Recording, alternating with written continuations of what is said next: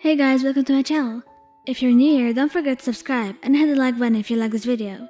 With that, let's get into it. It's widely known and all around accepted that every other Saturday night is girls' night in the Heights Alliance dorms.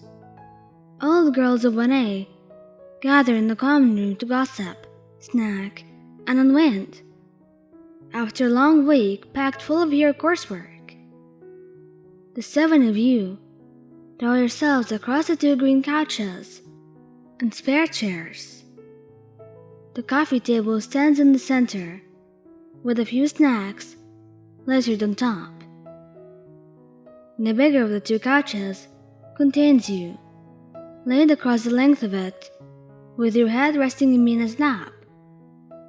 Ochako sits curled up, just past your feet, munching on a bag of chips. I guess Mr. Aizawa did say that this was going to be one of the hardest this year. But to be honest, I still didn't expect Todoroki to get one of the lowest grades.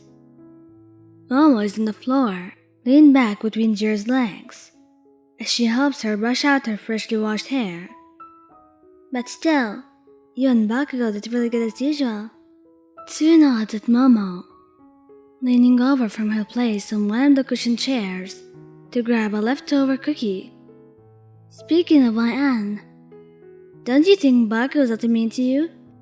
Even though you're, dating?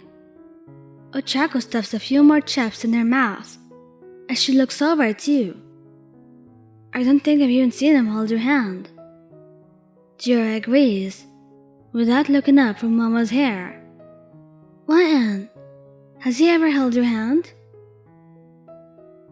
Or even ever given you a hug? Mina seems to find the possibility that Bakugou deprives you of affection quite absurd, as she looks down at you, completely baffled. I haven't really thought about it too much. It's really not that big of a deal. You shrug up at Mina, and she continues to play with your hair, twirling a few strands around her fingers. It's like you and him aren't even dating at all, if it treats you like that. Toro says quite loudly, the long sleeves of her pajama shirt raised into the air, and you assume she has her arms drawn up in exasperation. Well, I wouldn't say. You start. How are you supposed to be in a functioning relationship if he doesn't even act like he likes you? Toro's lips continue to play around as she interrupts you. Well, I don't really know. Sometimes I do wish he was a little more affectionate, but that's just how he is, I guess. You're not really too sure what to say, as you've never really put too much thought into it, or even noticed. If that's how you feel, YN, I guess, but personally, I'd want my partner to be. Mina's words go in one ear and out the other, along with the rest of the conversations at night. The girls continue to talk grades and crushes, but you're far too concerned with the previous conversation to be completely involved. By the time the night is over, everything's cleaned up, and you're walking back to your dorm. You're left wondering, is there something wrong with your relationship? Normally, Bakugou would be asleep by now. It's well past 8:30. He tried to go back to sleep, but after tossing and turning for nearly 20 minutes, he gave in. Sleep was too far out of reach, but maybe a warm glass of water would help him settle back in for the night. Bakugou was fully aware that tonight was girls' night. But who were some shitty extras to tell him he couldn't come get water? It's his damn dorm building too. Plus, he'd be in and out. Nobody would notice. So no harm, right? Wrong. Now he sits in his room, almost a whole half an hour later, awake, and replaying our conversation with the girls in his hat. He was walking back from the kitchen, a glass of water in hand, and passed by the common room at just the right moment. When he had walked out by the first time, he had paid no mind to the topic of conversation being something about someone's muscles. Nothing of interest to him, but hearing his name certainly was of interest. He stood in the hall, just out of sightline, and listened as the girls, mostly Mina and Turo, badgered you with assumptions about your relationship with him. It left him thinking.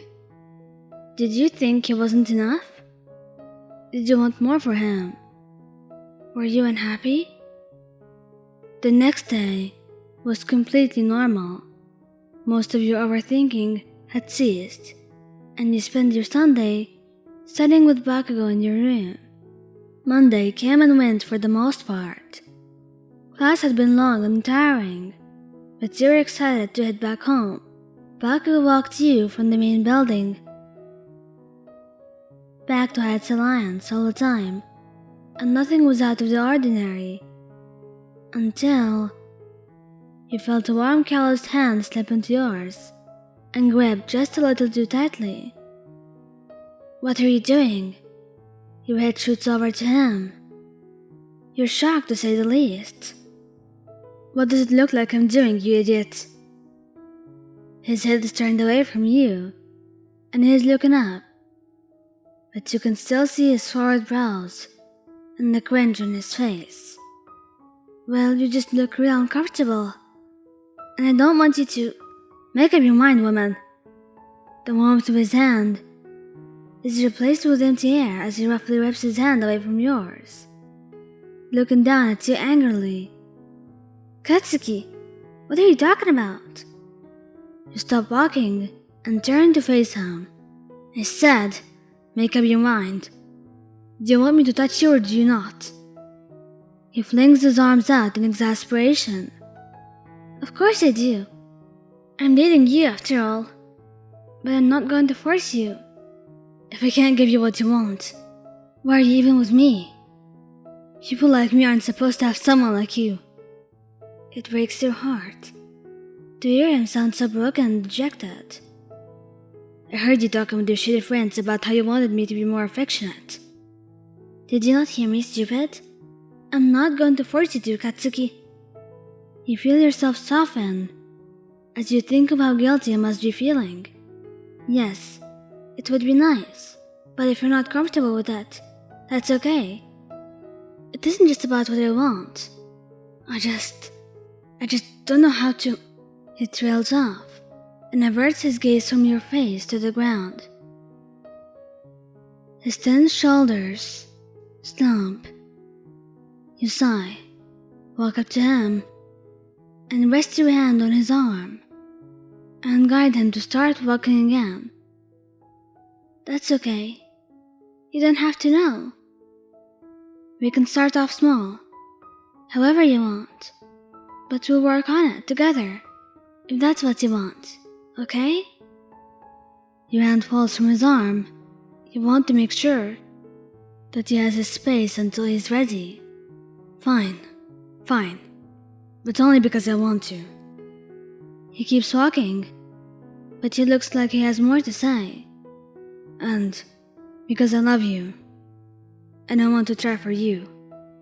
He mumbles, and you barely catch it. But thank God you do. His words make your heart soar. I love you too.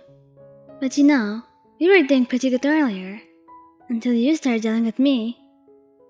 You playfully nudge him in the ribs with your elbow. Shut up, woman. He huffs out.